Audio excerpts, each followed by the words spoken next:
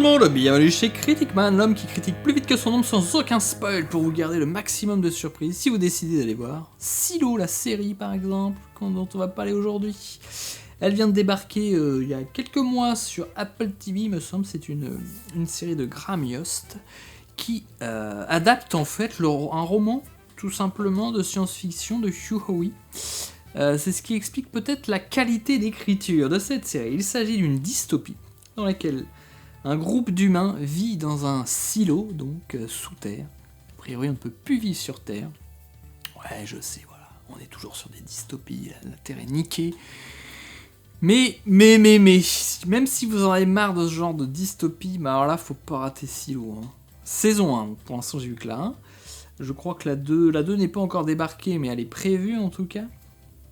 Donc voyez, vous avez le paysage de base, et justement, je disais, vous avez peut-être marre de ce genre de dystopie. Donc on est dans un registre, on pourrait dire, un peu balisé, et malgré tout, il y a une qualité de profondeur et de suspense qui rend le truc complètement dingue. Je trouve déjà, oui, et donc les personnages, la qualité d'écriture, de profondeur des personnages fait que vous avez des personnages secondaires qui pourraient être des personnages principaux de l'histoire, parce que ils sont tellement bien croqués, tellement bien incarnés, qu'il y a une matière à faire une histoire sur chaque, quoi. Déjà, je pense que ça vient forcément de la matière du roman, et donc ça a été très bien transposé, parce que c'est pas toujours évident non plus. On est bien obligé de simplifier les choses, de faire des choix en tout cas, et donc ça marche pas toujours. Et là, donc, au-delà des personnages qui sont vraiment super, vous avez, comme je disais, une gestion du suspense. Je me suis rendu compte d'ailleurs qu'ils utilisaient une mécanique souvent pour gérer et pour créer ce suspense, qui fait que vous avancez comme ça de point en point avec toujours du mystère, mais en même temps un mystère qui se désépaissit au fur et à mesure, au rythme idéal. C'est que vous avez j'appellerais ça des semi-révélations. Typiquement, vous avez un personnage qui trouve planqué une note de papier. Ah! Et il regarde, mais vous ne voyez pas ce qu'il a lu. Donc vous avez l'information, il a fait une découverte. Et déjà ça vous donne un élément. Mais on vous donne que la moitié. Vous ne savez pas ce qui est décrit. Alors bien sûr, c'est un truc qui pourrait être chiant et frustrant. Mais, ce qui fait que ce n'est pas le cas, c'est simplement parce qu'on va à un moment savoir ce qui est écrit. Il y a plusieurs trucs comme ça. Juste tiens, le personnage voit quelque chose, on ne sait pas ce qu'il a vu, mais il a vu. Donc on a déjà une piste. Et donc, comme on sait que au fur et à mesure on va vraiment avancer, on va pas rester dans un flou permanent. J'ai même été surpris d'ailleurs de certaines révélations, je m'attendais pas à ce que on aille quelque part aussi loin, aussi vite, et en même temps, il y a quand même, finalement tu te rends compte qu'il y a encore plein de mystères derrière tout ça, donc ton intérêt est toujours là, et en même temps t'es excité parce que tu t'avances vraiment, et voilà. Donc ce mélange de suspense comme ça, permanent, qui monte.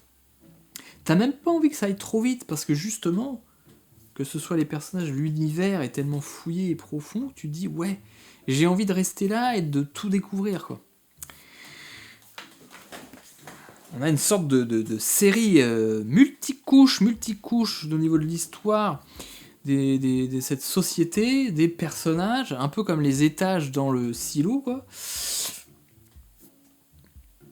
Et puis, encore une fois, sans rien révéler, mais jusqu'à la fin, vous avez des surprises.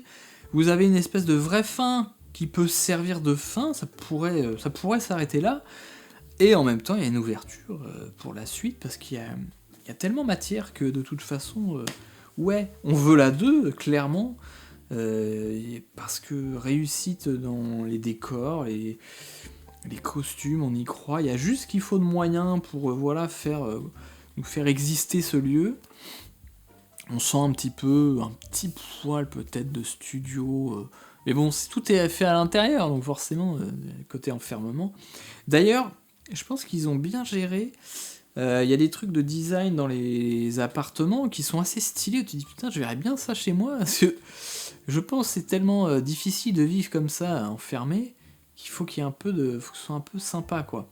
Et peut-être c'est un calcul aussi pour nous en tant que spectateurs, on a passé beaucoup de temps là-dedans. Ouais, il faut quand même que le design fasse qu'il y ait un petit peu agréable, parce que ça pourrait être étouffant. Donc vraiment bien calculé, bien dosé partout, cette montée progressive. Alors j'espère que ça ne fera pas comme Tokyo Vice, où, je sais pas, ils annulent tout au début de la saison 2, pour devoir reconstruire. Allez, j'y crois pas.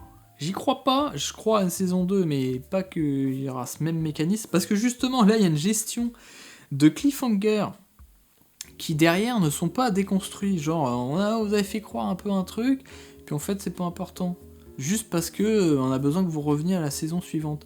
Là, des fois, il y a ça entre 2 épisodes, parce qu'on peut imaginer que, pareil, il faut maintenir l'attention des spectateurs, qui reviennent à l'épisode suivant, qui abandonnent pas au milieu. Donc on te balance un petit cliffhanger, des fois t'es là, ah bah putain les bâtards. Et hop, et en fait ça enchaîne vraiment, et du coup ça fait cette montée. Silo vraiment, waouh.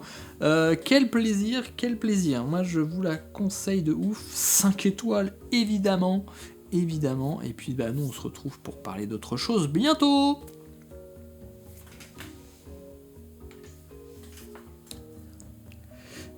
Un petit truc marrant, je trouve, c'est une série un peu qu'on peut appeler high concept, quoi. Voilà, il y a une espèce d'idée comment on vivrait comme ça dans un silo sous terre qui me rappelle Westworld, une autre série de science-fiction dystopique.